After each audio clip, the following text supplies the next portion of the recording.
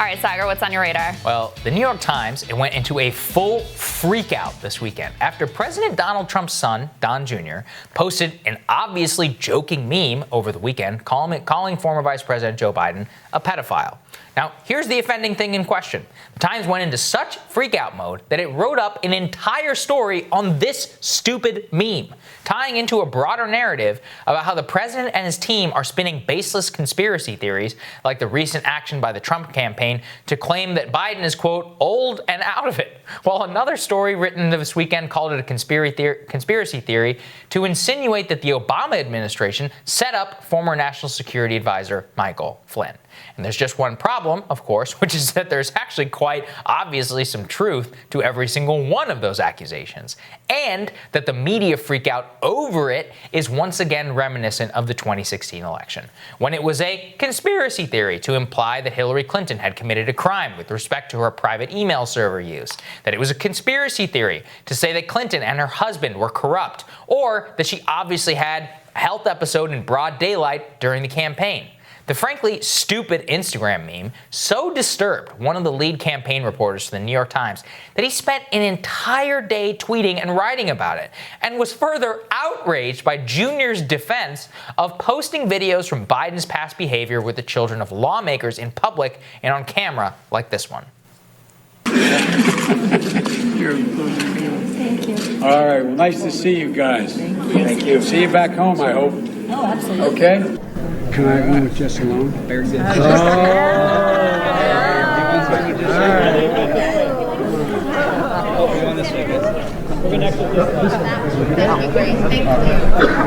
Remember what I told you last time I saw you? Do you remember what I told you? No, not smile. No date till you're 30.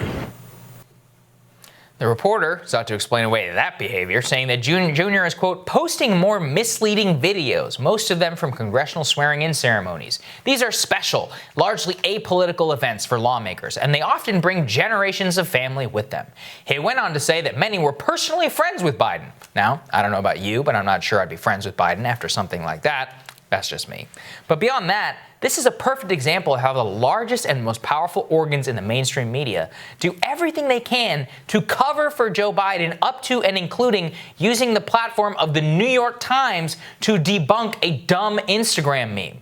Now, something tells me if one of Biden's grandkids posted a meme about Trump is actually a physical orange on their Instagram, that it wouldn't be investigated. And obviously it shouldn't, because that would be incredibly stupid. And the media's decision to essentially act as a rapid response division for the Biden campaign only further isolates and undermines their credibility. The Instagram meme moment was one of the stupidest moments of coverage from the weekend, but on a substantive level, the media can't help themselves either. Look at how ABC News anchor George Stephanopoulos goes apoplectic after White House advisor Peter Navarro correctly states that Biden's son Hunter's company took a $1 billion loan from the Chinese government. Well, Joe Biden's got 40 years of sucking up to the Chinese, including 8 years as vice president. We all know about the $1 billion that his son took from the Chinese. That's just not factual, sir. That is not a fact. He did not take $1 billion from the Chinese. Went into that hedge fund. It's like a verbal tick. These people have to defend the Biden family at all costs. And notice what he said. He didn't take $1 billion. Yeah. George is right. Hunter didn't. But the company of which he was on the board of and maintains a large equity stake in to this day certainly did. It's actually $1.5 billion.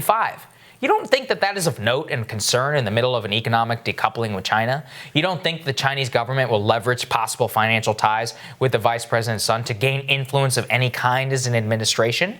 And ironically, the chief attack by the Times and by the mainstream media anchors who care a whole lot about norms is that it's ridiculous to even discuss these issues in the middle of a global pandemic. And you know what? There's probably some truth to that. But isn't it just as ridiculous to spill ink and hyper-focus on Instagram memes and covering up for the Biden family's obvious corruption in the middle of a pandemic?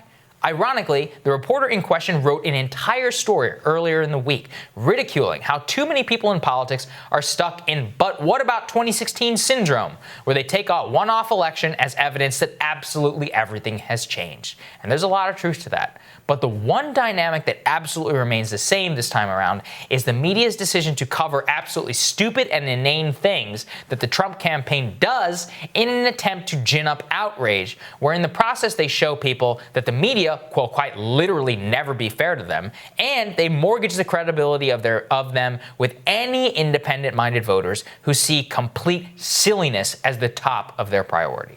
And Crystal, we saw this thing. Just to go through and try to debunk this meme and then get into a whole thing with Junior about the past videos. How do you watch that video and say it's misleading? What is misleading? It's like actual footage. But beyond that, and you know what? If you see that and you still vote for Biden, whatever. Okay, that's fine. But don't go out there and imply it's some conspiracy theory. And in terms of, the George Stephanopoulos video, you can see it's like they're so eager for it to not be true, that it's like they have to jump into the hyper defense strategy. Meanwhile, you can probably you could call Trump a physical orange or Cheeto on national television. And what is it? Stephanopoulos would be like, "Oh, that's not factual, sir. That's just not factual." Remember when they were calling during the primary, they're calling Bernie Sanders and his movement like brown shirts and just like Hitler, et cetera, et cetera. Look. Yeah. To me, Don Jr. is disgusting. It's not cute or funny or appropriate to joke about someone being a pedophile, and I don't think that that is appropriate, acceptable at all. What you're pointing to, though, is the obsessive focus over these sorts of things. And here's what I think they sort of know this, but they can't stop themselves. That is an intentional provocation to get the media to do exactly what they did. Right? And so, right? And so, and I'm then not the media, excusing the meme. I thought it was dumb. It's obviously a joke. But like you said, for the lead campaign reporter of the New York Times to spend his whole day on this is your whole thing, and you try to make it into a bigger deal and make it into saying something broader about the moment, whatever. You make it this intense focus, and a lot of ordinary people, and certainly Trump supporters, look at this and are like, "What is wrong with you? Why are you spending your time on this in particular?" And again, I think it's disgusting, and I don't think that you should. I don't think it's funny, right? It's not funny. It's not cute. It's not okay. It's the president's son, but he's also had some advisory roles in the administration, et cetera. So it's not like this is just the president's kid and you can ignore it. On the conspiracy part, pointing to Obamagate, et cetera, these people have lost all credibility in terms of being able to say this is a conspiracy theory and this is not, when they're some of the very same people who fed the entire Russiagate narrative and took it way over the top. And so I just look at this and it's like everyone all around has made themselves into fools. I think Trump goes way over that, makes it ridiculous like the Obama thing. So it makes it easier for them to dismiss it, because he does. He goes to these outlandish places that are totally conspiratorial that you need a decoder ring to understand. I have to ask you something what are they even talking about? Because it goes deep into the internet trenches of the right-wing mind. And so when you do that, it becomes easy to go, these people are ridiculous. But on the other hand, the media has not covered themselves in glory in this, Russiagate stuff. And so they've lost all credibility in order to be able to call balls and strikes. So that's how you end up with the moment that we're in. With Stephanopoulos and the Hunter Biden stuff, part of the, I think, knee-jerk reaction and anger and emotional energy around those sorts of questions is that they intentionally ignored all that stuff during the primary. Yeah. They've put their blinders on. They don't want to talk about it. They don't want to have the fact that they should be reporting on this and it's a relevant story sort of pointed out to them. So that's why there's such a knee-jerk, there's nothing here. Before Biden was the nominee, before he was running for president, it was a lot of mainstream journalists in the Times, Politico, et cetera, who were doing this reporting. Who were doing this reporting in mainstream publications. It was totally acceptable to talk about and consider what the implications of that may be, especially right now during a pandemic where a lot of Americans are thinking a lot harder about our relationship with China. And Joe is trying to paint himself as some kind of China hawk. That's really what it is. And look, you know why they can't touch Hunter? Because of Ukraine Gate. They went all in on impeachment, went all in on Ukraine, said that any suggestion whatsoever that, energy expert Hunter Biden was on the the up and up, that wasn't on the up and up for getting $50,000 to $80,000 a month, was an insane conspiracy theory. So that's what they have to do.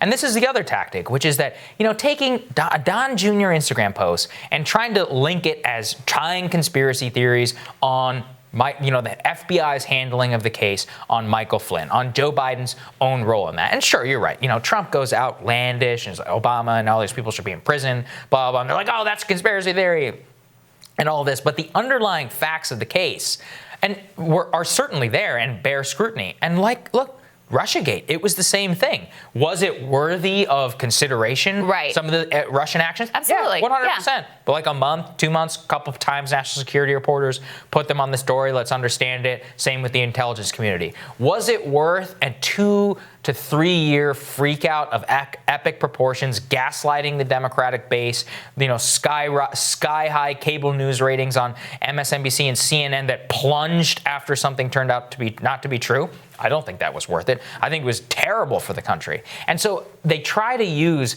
this conspiracy theory type language, and they blend it all together. And it's all, like I said, it's all just rapid response, essentially, for the Biden campaign. That's really what it is all about. It's like they have to protect Biden at all costs on Hunter.